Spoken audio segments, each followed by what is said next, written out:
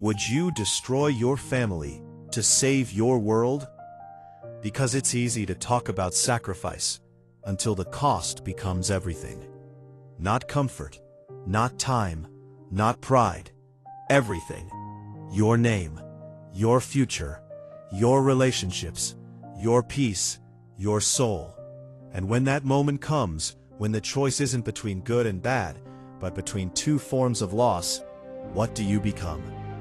That's the question at the center of Itachi Uchiha. Not just one of the most iconic characters in Naruto, but one of the most psychologically complex.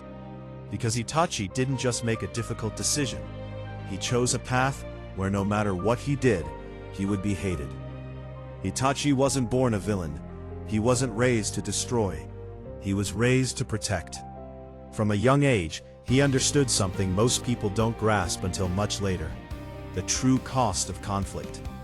He witnessed war early, and it didn't inspire strength in him. It created clarity. A deep, quiet understanding that war doesn't just take lives. It takes meaning. It takes innocence. It takes everything. And from that moment on, Itachi didn't just want power, he wanted peace. But wanting peace and creating it are two completely different things. Because the world Itachi lived in wasn't simple. It wasn't built on clear morality where good choices led to good outcomes. It was a world of tension, politics, hidden agendas, and inevitable conflict. The Uchiha clan, his own family, was planning a coup, a rebellion that wouldn't just change leadership, it would ignite a war that would spread beyond the clan, beyond the village, and into something far more destructive.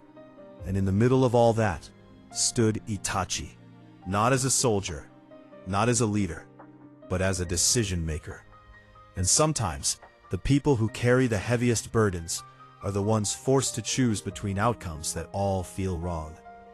Because Itachi wasn't choosing between peace and war. He was choosing between a smaller tragedy and a larger one. Between sacrificing his family or allowing a war that would take countless lives, including the people he was trying to protect. There was no perfect solution, only consequences. And that's what makes his decision so powerful and so painful. Because he chose the option that would save the most people at the cost of everything that mattered to him personally. He chose the village over his clan, over his parents, over his identity.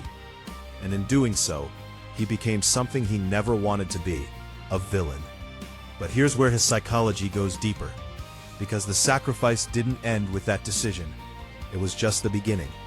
Because Itachi didn't just destroy his clan. He chose to carry that burden alone. He chose to let the world believe he was a monster, to be hated, feared, misunderstood. Because revealing the truth would only create more conflict, more instability, more chaos. So he stayed silent. And silence can be one of the heaviest burdens to carry.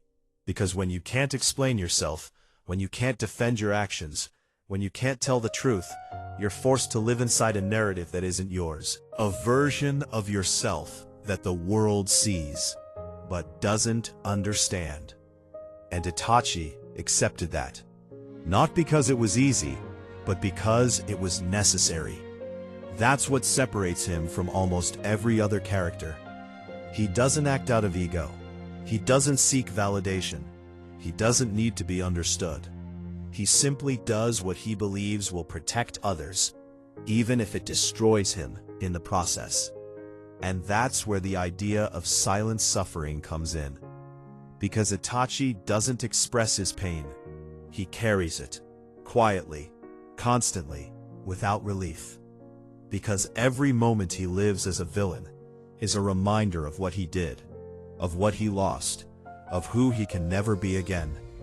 But here's the part that makes his story even more complex. Because his actions weren't perfect. They were calculated, but flawed. Because in trying to protect the future, he also shaped it in ways he couldn't fully control.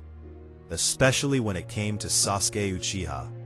Because instead of telling Sasuke the truth, instead of allowing him to understand, Itachi chose to push him away.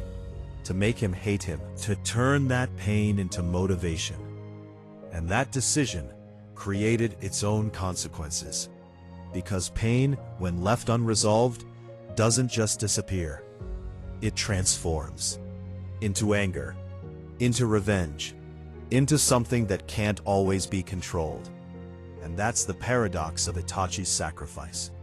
He saved the village, but he also created a new cycle of pain within his own brother. Which raises an even deeper question. Can a sacrifice truly be called right if it creates new suffering in the process? Or is it simply the best choice in a situation where every option leads to pain? Because that's the reality Itachi lived in. Not a world of right and wrong, but a world of trade-offs. And he chose to bear the weight of that trade-off alone. No recognition, no gratitude, no redemption. Just the quiet understanding that sometimes doing the right thing doesn't feel right at all. And that's what makes his story resonate so deeply. Because on some level, everyone understands sacrifice. Not on the scale of Itachi, but in smaller ways. Choosing responsibility over desire. Choosing others over yourself. Choosing long-term outcomes over immediate comfort. But Itachi takes that concept and pushes it to its absolute limit. He becomes the embodiment of a question most people don't want to answer. How much are you willing to lose to protect something greater than yourself? Because sacrifice sounds noble until you're the one making it. Until you're the one living with it. Until you're the one carrying it every single day. And the truth is, not everyone could do what Itachi did. Not because they don't care, but because the cost is too high. So now the question comes back to you. If saving your world meant losing everything you love, your family, your identity, your peace, would you make that sacrifice, even if no one ever understood you?